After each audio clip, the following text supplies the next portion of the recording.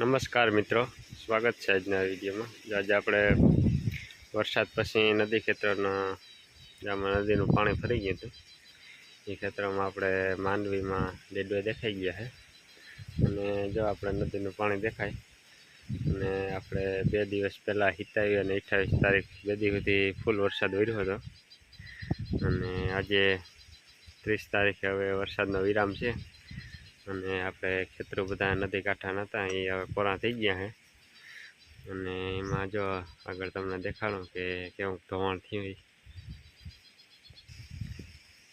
અને જો આગળ છે કોઈ મિત્રએ વિડીયો જોયો હોય તો આ રસ્તો જે આપણે આગળથી બંધ હતો, અહીંથી જે આપણે પાણી આવી ગયું હતું નદીનું. નદી જો આપણે એટલી સેટી છે ત્યાંથી અહીંયા સુધી આપણે પાણી પૂગી ગયું હતું નદીનું. એટલે ફૂલ વરસાદ વર્યો હતો. કન્ટિન્યુ 2 દિવસ વરસાદ ચાલુ જ હતો. એટલે આમ તો 3 દિવસ ક્યાંય અવર જવર થઈ નથી. આજે હવે ગાડી લઈને ગામમાં પૂગા છે. કાલ પણ હજી ગાડી જતી નહોતી કેમ કે નદીનું પાણી હજી આપણા ગામમાં જવામાં નડતું હતું. અને આગળ જો તમને હવે બતાવું કે માંડવીમાં પણ ડેડવા દેખાઈ ગયા છે.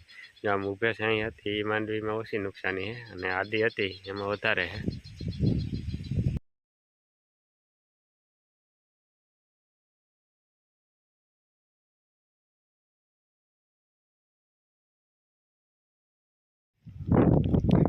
આ માંડવીને એક સાઈડથી આમ ત્રાહી કરી નાખી છે અને આમાં એક સાઈડ બધા ડેડવા દેખાઈ ગયા છે. અને પૂર સારી હતી એવી તમે જોઈ શકો.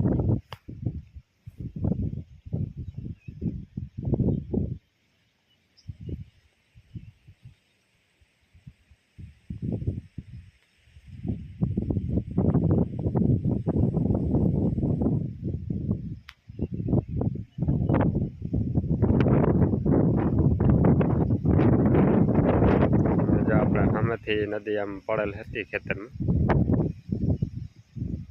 અને અહીંથી આમ આગળ બધે પાણી જ ભરેલ હતું. અને જે મિત્રો આગલો વિડીયો ના જોયો વરસાદનો એ આપણે વિડીયો મૂકેલ છે. અને આવી તો નદી કાંઠાના ખેતરો હોય લગભગ દ્વારકા જિલ્લામાં બધે ખેતરોમાં ધોવાણ તો થયું જ હશે. માંડવીનું નુકસાની થઈ હશે કેમ કે વરસાદ જ બહુ વર્યો. એટલે લગભગ નદી કાંઠામાં જે ખેતરો આવતા હોય બધા ખેતરોમાં ધોવાણ તો થયું જ છે. અને આગળ આપણે ગામમાં જવાનો પુલમાં પણ નુકસાની થોડી ઘણી આવી છે એ પણ તમને આગળ બતાવું.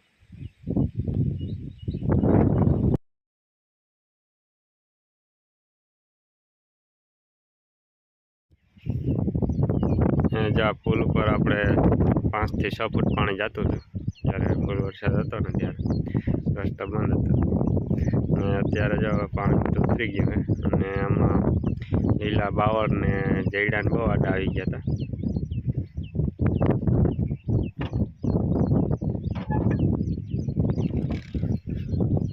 અને પુલમાંથી પણ જો ઉપરથી આપણે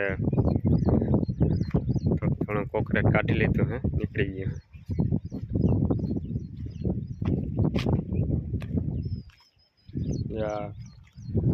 વખત દેખાઈ ગયું અને અહીંયા પણ આપણે ઉપાડી લીધું. તિરાડ પડી ગઈ છે પુલ ઉપર. જો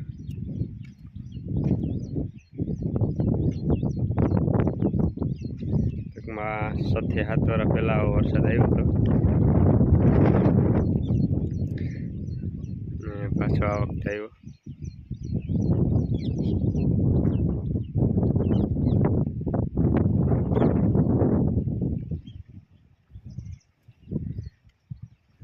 જો આ બધા લીલા બાવળને પુલમાં ભરાઈ ગયા.